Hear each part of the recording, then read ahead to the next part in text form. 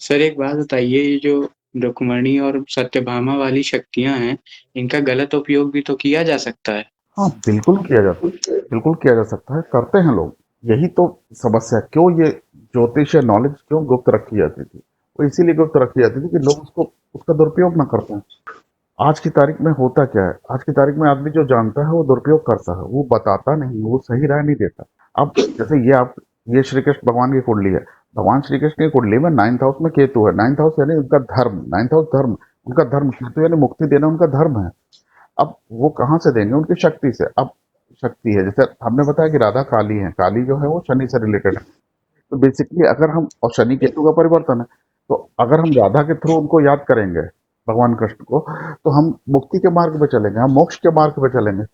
लेकिन क्या हम मोक्ष के मार्ग पे जाने के लिए प्रिपेयर हैं, तैयार हैं?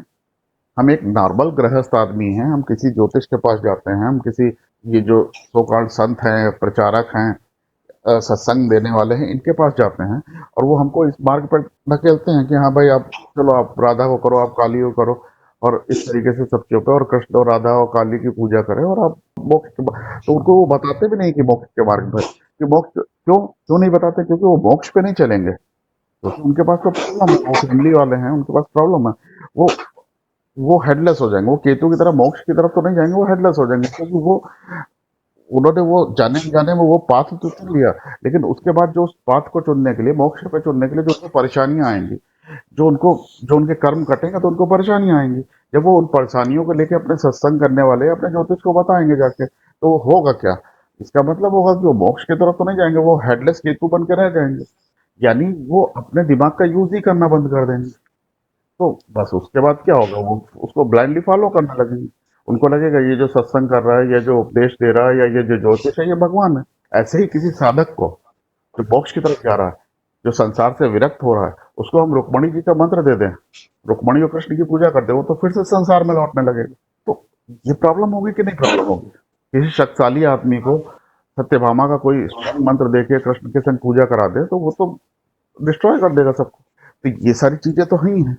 इसीलिए तो जैसे कहते हैं कि ये नॉलेज जो है, ये बहुत गुप्त नॉलेज है, और इसका इसका लोग इस्तेमाल अच्छे के लिए, ऋषियों ने हमारे बनाया था इसके अच्छे इस्तेमाल के लिए, लेकिन उसको लोग बुरे तरीके से यूज कर लेते हैं। जैसे तांत्रिक है, तंत्र बना है बॉडी, तंत्र का मतलब होता है बॉडी की रक्षा करना।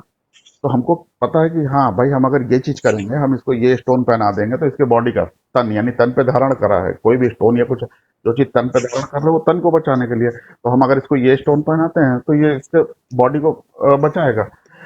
अब हमको अगर बॉडी को बचाना मालूम है, तो हम उस बॉडी को डिस्ट्रॉय भी कर सकते हैं। तो तंत्र खराब नहीं है, तांत्रिक खराब होता है। तांत्रिक किसी आदमी को डिस्ट्रॉय करने के लिए कुछ मारण उच्चाटन करता है, तो वो चीजें खराब है। तो ये तो हमारे अपने ऊपर है कि हम उस किसी भी चीज का उपयोग कैसे करते हैं। जैसे एक बहुत आसान सा तरीका है, आप, जैसे ज्योतिष, हम कहते हैं ज्योतिष में बहुत मेहनत है, पराशर ज्योतिष पढ़ेंगे तो कम से कम 5 साल, 5 साल, हर साल की एक साधना है, सारे तत्वों पे डिपेंड है, ये सारी चीजें हम आप इतनी मेहनत नहीं करना चाहते हैं, तो आप सिंपल सा एक काम करिए। आप सत्संग देने का या इस तरीके से कोई काम शुरू करिए, और आप राधा को और कृष्ण को और जैसे इस तरीके से बताइए, और उसके बारे में सब ऐसे ही सब बताइए कि हाँ वो ऐसा है, वो प्रेम और ये सब चीजों गलत, और इस तरीके की सब चीजों को बताइए। और लोगों से फूल मंगवाइए कि हाँ फूल चढ़ाइए, ये चढ़ाइए। आप देखिए लोग आपके अंदर, आपके प्रति बस वशीकृत होते जाएंगे, वो आपको छोड़ ही नहीं पाएंगे। कुछ भी करो, आप उनको डांटो, आप उनको कुछ भी करो, वो आपको छोड़ नहीं पाएंगे। तो ये सब चीजें हैं, हर इस चीज को करता है। हम लोग देखते हैं, डेली हम लोग अपने उसमें देखते हैं, ये कभी ना कभी कहीं ना कहीं होता है कि हाँ फला ज्योतिष ने ऐसा कर दिया, फला सत्संग वालों ने इतना कर लिया। अभी कुछ संत हम लोगों ने देखे कि जिन्होंने क्या करा था। ये क्या है? ये लोगों को हेडलेस बनाना। केतु मोक्ष भी देता है, जैसे केतु ग्रह जो है बहुत वो है, केतु जो है वो एक साधु भी बनाता है, और केतु जो है वो एक टेररिस्ट भी बनाता है, आतंकवादी, सुसाइडर बॉम्बर, ये सब क्या है? केतु ही है। हेडलेस हो जाते हैं, आदमी सोचते नहीं है। और हेडलेस होना मतलब हम अध्यात्म को उस चीज पे चले गए कि हमको अपने परिवार, हमको किसी चीज से मतलब नहीं। तो हमको ये देखना है कि हम तैयार हैं उस चीज के लिए कि नहीं।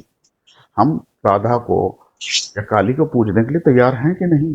हमारी नीड क्या है? जो एक आदमी आ रहा है उसको इस चीज का नहीं पता, इसी का ज्योतिष लोग या जो साधक लोग होते हैं वो इसी का सब फायदा उठाते हैं। सब चीजों को देखना है। हम लोग को ये देखना है कि हमारी नीड क्या है, यहाँ पे अगर हम ये जो पढ़ा रहे हैं या ये चीज जो हम बता रहे हैं, ये चीज आप लोग को जो नॉलेज दे रहे हैं, इसका मतलब क्या है? इसका मतलब यही है, ये प्रसार करना कि कैसे इसका फायदा उठाया जा सकता है। क्यों? क्योंकि बेसिकली ज्योतिष हो गए या जो सख्त अपने आप को सो कॉल्ड संत हो गए या जो साधक वाले हो गए, ये लोग अपने आप को लगभग ईश्वर की तरह बताते हैं। आप इनसे सवाल नहीं कर सकते, आप उनसे पूछ नहीं सकते हो कि महाराज ये क्यों। आप भी कहते हैं सत्संग कर रहे हैं, सत्संग में अगर आप सवाल नहीं पूछ सकते तो सत्संग काहे का? और सत्संग सच का साथ कौन करता है आजकल? ये देखना बहुत जरूरी है कि हम क्या कर रहे हैं। इसीलिए जैसे नहीं कहते कि जो पुराने जमाने में कहते कि बंदर के हाथ में उस्तरा नहीं देना चाहिए या जैसे इस तरीके की सब चीजों पर, तो ये यही चीज थी। हर चीज का अच्छे और बुरे दो पहलू होते हैं। हम उस चीज को समाज के हित में भी यूज कर सकते हैं और अहित में भी यूज कर सकते हैं। हम उससे आदमी को स्वावलंबी भी बना सकते हैं, हम उससे आदमी को गुलाम भी बना सकते हैं। अब ये आपकी सोच है कि आप किस तरीके से करना चाहते हैं। अगर हम किसी को, कोई मेरे पास आता है, हम उसको मुक्ति या मोक्ष के मार्ग पे भेजते हैं, तो इसका मतलब क्या है? उसका मतलब ये है कि हम परेशानियां, उसकी जो पारिवारिक समस्याएं, वो सब बढ़ने लगेंगी, क्योंकि वो व्रत रहने लगेगा। वो व्रत रहने लगेगा तो उसको वो बढ़ने लगेंगे। तो ये, और उसके बाद वो फिर मेरे पास बार बार आएगा, तो हमारा तो फायदा होगा ना, हमको तो फीस देगा वो। लेकिन बस यही चीज है कि ये आपको देखना है कि कैसे एक ज्योतिष, जैसे जब गुरु इसीलिए जो जो शिक्षा शिक्षा देता है, तो या हम लोग अपने मंत्र इसीलिए करते हैं कि अगर मंत्र करेंगे तो हम कम से कम इस तरीके की चीजों को ना कर पाए, हम लोगों से इस तरीके के लाभ ना लें। अब लोगों को पता है 10 महाविद्या में एक महाविद्या जिसको हम करेंगे, इसका मतलब होता है कि माँ से हमारी प्रार्थना होती है कि हाँ, ये महाविद्या हम कर रहे हैं, तो इसका मतलब हमने अपनी लाइफ का वो काम कर लिया, अब हमको आप इस जीवन से मुक्ति दें, तो आपकी मृत्यु तक हो सकती है। लेकिन अभी आप यूट्यूब पे सर्च करिए, किसी ऐसे महाविद्या के लिए बताएंगे, उनको ये नहीं मालूम है कि ये विद्या है, महाविद्या है, क्या है। बस वो हर एक को अपने बस बता दिया, कुछ भी बता देंगे, हाँ ये करो ऐसा हो जाएगा, वो करो ऐसा हो जाएगा, ये बगला, ये मंत्र करिए ऐसे विजय मिल जाएगी चुनाव में। ये क्यों जा रहे हैं जैसे इस तरीके से? अगर चुनाव में विजय प्राप्त करनी सत्यभामा की तरफ से चलिए, क्यों बगला एनर्जी को एक्टिवेट कर रहे हैं, है ना? तो ये चीजें हमें देखनी होंगी। इसीलिए कहते हैं कि ज्ञान बहुत जरूरी है। अगर डी चार्ट्स पढ़ाएंगे तब बताएंगे कि कौन सी महाविद्या हम लोग कभी भी नहीं कर सकते। इस हिसाब से हमको देखना है कि हमको कैसे मेंटेन कर सकते। भ्रष्ट लग्न बहुत इंपॉर्टेंट लग्न है, क्योंकि भ्रष्ट लग्न एक तो जैसे अगर देखो तो भगवान कृष्ण की ही भी लग्न थी, और ये है। और दूसरा है, भ्रष्ट लग्न से जो है वो कहीं ना कहीं से नंदी आते हैं, भगवान शिव के वाहन है, वेदों के जो ज्ञाता है। तो ये सब चीजें देखनी है।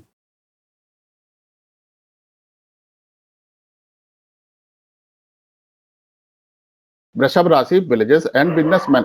तो बेसिकली ये क्या चीज है, विलेज और बिजनेसमैन क्या? मतलब बिजनेसमैन का गांव में क्या काम है? यहाँ पे ये जो चीज है, यहाँ पे ऋषि ने फिर से एक बहुत बड़ी बात बताई है कि बिजनेसमैन जो है वो गांव में, गांव के लोगों को लूटना, खसोटना, उनका शोषण करना, ये चीज है उसमें बिजनेसमैन। क्यों? अब बिजनेसमैन क्या है, इसका धर्म क्या? वृष धर्म, आप सबको मालूम है कि धर्म जो कहाँ से है, धर्म जो है वो 9th हाउस से है। तो वृष राशि का जो धर्म है वो क्या हुआ? अगर वृष राशि है तो 10th हाउस से हुआ। हाँ, 10th हाउस से तो कर्म हो गया। मकर, 9th हाउस जो है मकर राशि हुई उसमें। हाँ हाँ हाँ सर, सॉरी सॉरी, मकर राशि।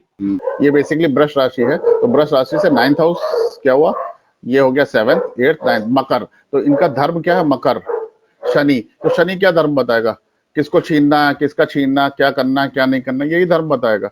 तो साहूकार कैसे, साहूकार का काम क्या है? साहूकार का काम होता, इसीलिए गांव में क्या होता था पहले, साहूकारी। क्या हुआ? ब्याज पे पैसा दे दिया, वो सब चीज हो गई। जितनी भी पिक्चरें देखी होंगी उसमें एक कोई ठाकुर होता था जो बहुत स्ट्रांग हो जाता था सबको, या कोई साहूकार या बनिया कोई इस तरीके से दिखाया जाता था कि बड़ा उसने सब कर दिया, कर्जा दे दिया सब पूरा गांव को, जैसे इस तरीके का। और बहुत होता था बेसिकली, जैसे काफी कुछ जमीनें और काफी कुछ जैसे इस तरीके की चीजें होती थी। आदमी कर्जा लेता था, नहीं चुका पाता था, फिर अपनी जमीनें वो दे देता था। तो ये चीजें बेसिकली, तो वृष राशि, यहाँ से आपको धर्म समझ में आया। तो यानी हर राशि का जो 9th हाउस है वो उसका धर्म है। तो मेष लग्न का जो धर्म है वो क्या है? बृहस्पति। तो मेष लग्न जो है वो सोच, उसकी सोच हमेशा बढ़िया होगी। और अगर अभी आगे चल के आप पढ़ेंगे धर्म कर्माधिपति योग, यानी 9th और 10th हाउस का कैसा आपका धर्म है, कैसा आपका कर्म है। तो मेष का जो धर्म है वो तो धनु का है, फाइटर, लड़ाई और बृहस्पति का है। लेकिन उसका कर्म जो है वो शनि का है। तो अगर मेष को आप परेशान करोगे सब चीजों पे करो, या तो वो बहुत आलसी होगा, और या फिर वो, जैसे मेरा बेटा बहुत मुस्कुरा के देख रहा है, जैसे हमने कहा कि वो बहुत आलसी होगा, तो आलस जो है वो इससे भी हार जाता है। तो बेसिकली या तो बहुत आलसी होगा या वो बहुत डेडली होगा। डेडली कैसे होगा? जब जैसे अगर उसको बदला लेना है या कुछ ऐसे इस तरीके की चीजें आ जाएगी, तो फिर उसको मकर शमशान दिखाई पड़ता है। ये कर दो, वो कर दो, ये कर दो, ऐसा कर दो, वो कर दो। तो ये चीजें हो जाती। और यहीं पे वृष राशि में क्या, उसका धर्म भी धर्म भी उसका मकर हो गया और कर्म तो उसका राहु शनि हो ही गया। तो वो बिजनेसमैन और सारा सारा सोर्सेस, सारे रिसोर्सेस आप देखो तो आते तो गांव से ही हैं। आज की तारीख में जितने भी बिजनेसमैन और जितने भी जैसे ये सब चीजें चल रही हैं, जितने भी फल फूल रहे हैं, ये सब चीजें ये कहाँ से हैं? ये सब चीजें हैं तो सब गांव से ही।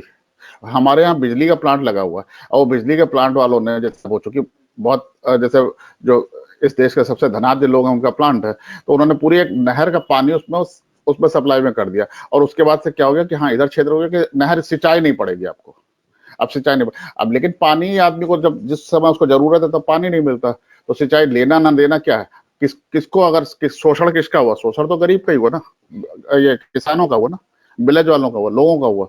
अरे आदमी बड़ा खुश हो गया, पानी नहीं मिलेगा, पानी नहीं मिलेगा, फ्री पानी मिलेगा, फ्री पानी मिलेगा, लेकिन अब पानी बिल कब रहा है? जिस समय आपको नीड है उस समय तो पानी उसमें है ही नहीं नहर में। तो ये सब चीजें होती है। तो ये हमेशा शोषित करते हैं, लोगों को शोषण करते हैं। इसीलिए वृष राशि का एक सिद्धांत होता है, पैसा। तो वृष राशि जो उसको पैसे का उसमें रहता है, उसको पैसा चाहिए होता है, पैसा, पावर, इस तरीके की चीजें, जैसे वो अपना कहीं ना कहीं से वो चीजों को उसमें वो इकट्ठा करेगा, उस चीजों को जैसे हिसाब किताब मेंटेन करेगा। तभी जैसे वो है कि पृथ्वी राशि है, लैंड, ये सब चीजें, जमीन, जमीन के स्वामी है, इस तरीके की चीजें जैसे उसमें हो सकती हैं। अच्छा, ये हिंड राइजिंग, ये भी जो है हिंड राइजिंग है। तो अब इसमें क्या हो गया, हिंड राइजिंग का मतलब क्या हो गया?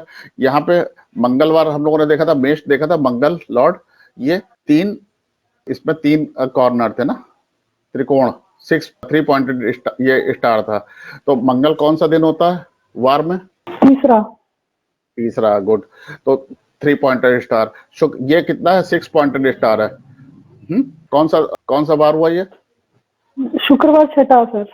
हटा हुआ। तो बेसिकली इसमें ये भी हिंड जैसे इसमें, तो यानी ये भी कहीं ना कहीं से बैक से है। तो बेसिकली तो जैसे बैक और हिंड दो अलग वर्ड क्यों है फिर? बैक राइजिंग क्यों नहीं लिखा? हाँ, वो अभी उसको अभी वो भी आ जाएगा, बिल्कुल अभी आ जाएगा। जैसे उसमें कि ये क्यों लिखा है। इसमें क्या था, इसमें बेसिकली जो था, कहा गया है बेस में, टेल राइजिंग, हाँ टेल नीचे से राइजिंग, थर्ड। हाँ टेल राइजिंग। इसमें क्या है, इसमें जो 3 पार्ट करेगा, 3 दृष्टिकोण के हिसाब से पार्ट करेगा, तो इसमें अंतर नहीं है। इसमें बेसिकली 3 वैसे भी पार्ट हो रहा है और 3 स्टार है तो ये 3 उसके वैसे भी पार्ट हो रहा है, तो इसमें अंतर नहीं है। लेकिन इसमें दृष्टिकोण तो 3 हैं, लेकिन यहाँ पे इसका, इस राशि के 6 हिस्से भी करे जा सकते हैं।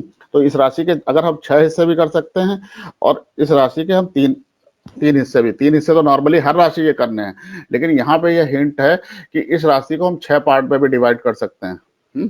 तो बेसिकली तो 3 अगर हिस्सों में हम इसको डिवाइड करते हैं, तो बेसिकली जो बुल है, तो बुल का जो पिछले पैर हैं वो जो आ रहा है वो 0 से 10 में आ रहा है, और बुल का जो पेट का और जो बेसिकली उसका जो कुबड़ का हिस्सा है, जो उसका हम्प है, जो बेसिकली वो आ रहा है सेकंड पार्ट में, और उसका जो सिर है वो आ रहा है थर्ड पार्ट में, 20 से 30 डिग्री तक का। तो बुल की जो सारी एनर्जी होती है, सारा जो पावर होती है, वो कहाँ होती है? उसके पिछले पैरों में होती है। जैसे अगर देखो, अगर वो जब दौड़ता है तो अपने पिछले पैरों से जमीन को बिल्कुल एकदम से पुश करता है, और जैसे इस तरीके से दौड़ता है, और जो जो उसके जो हम्प है, जो वो क्या है, वो बेसिकली शिवलिंग है, जो अपने कंधे पे शिवलिंग लेके चल रहा है। और उसका जो थर्ड पार्ट है, जो उसका माइंड है, वो कहाँ पे, या जो उसके सींग है वो कहाँ है? पहले हिस्से में। इस तरीके से, तो अगर जैसे अगर उसने अपने सींग उठाए हुए हैं, जैसे अगर सांड है, सांड का जैसे चेहरा जो जैसे ऊपर अपवर्ड है, सींग उसके ऊपर उठे हुए हैं, तो शांत है, कोई समस्या नहीं। और अगर उसके सींग नीचे हैं, फिर आपका भगवान मालिक है। तो हमेशा इसलिए, जैसे अगर इस राशि के हम 3 पार्ट करेंगे, तो पहला जो है वो बहुत स्टबर्न है, बहुत वो लोग जिद्दी होते हैं। जो पहला पार्ट होता है, प्रेशर, ताकत, हमें करना ही है ये चीज, उनको आप समझा नहीं सकते हो। तो जो इसके जो पहले पार्ट में लोग होंगे, उनको आप नहीं समझा सकते हो। जो दूसरे पार्ट में होंगे, वो हमेशा जो चीजें हैं वो बढ़ेंगी, वो क्योंकि वो शिवलिंग है, जो हम्प है वो शिवलिंग है, तो वो बढ़ेगा हमेशा, जैसे इस तरीके की सब चीजों पे। और जो थर्ड पार्ट में है, वो उसका सींग और चेहरा है, जैसे उसमें, वो हमें देखना है कि हमको उनको मित्र बनाना है कि नहीं है। मतलब अगर बेसिकली ब्रश लग्न वाले लोग हैं, तो हमको उनको अपनी साइड में रखना है। अगर वो मेरी साइड में रहेंगे, ब्रश लग्न वाले लोग, तो हमारी जीत होगी। तो ब्रश लग्न वाले एक जो थे, वो किसकी साइड में रहते? पांडव की साइड में। तो जीत किसकी हुई थी युद्ध में? श्री कृष्ण, पांडवों के। पांडवों की। तो जैसे, तो ये चीज हो गई। अच्छा, दूसरी चीज, जैसे यहाँ पे एक और चीज है कि लैंड लॉर्ड इन्होंने कहा, तो लैंड लॉर्ड क्यों कहा? क्योंकि बेसिकली जैसे जैसे हमने कहा ना कि इसके कंधे पे शिव है, शिव मतलब ऑस्पिशियस, और लैंड हम लोग कहाँ से देखते हैं? फोर्थ हाउस से देखते हैं। तो वृष लग्न का फोर्थ हाउस क्या होता है? लियो राशि होता है, सूर्य होता है, उसका मालिक सूर्य होता है। सूर्य यानी जो शिव की ब्लेसिंग, जो सबको देते, भोले बाबा ने कि सबको दिया। तो तो बेसिकली तो फोर्थ हाउस में यहाँ पे है, तो फोर्थ हाउस में तो लैंड देते हैं उनको। तो इस तरीके से लियो जहां पे भी होगा, जिस राशि में होगा, वो आपको भगवान शिव की कृपा से मिलेगा। अगर आपके फिफ्थ हाउस में है तो आपको बच्चे मिलेंगे, आपके फिफ्थ हाउस में आपको नॉलेज मिलेगी। अगर आपके 10th हाउस में है तो आपको कर्म मिलेगा। जैसे उस तरीके से मेरा 10th हाउस में है तो हमको ज्ञान किसका, सूर्य किसका ज्ञान देगा? ज्योतिष का। तो हमको ज्योतिष का ज्ञान मिला था। कुछ ना कुछ 10th हाउस से रिलेटेड कुछ ना कुछ मिलेगा, कुछ ना कुछ हमारे पास उसकी मतलब स्पेशल चीज होगी। तो ये चीजें बेसिकली, तो इसी तरीके से वृष राशि में चूंकि फोर्थ हाउस का वो मालिक होता है, तो उन लोग के पास लैंड या इस तरीके की चीजें होती हैं, जमीन होती है।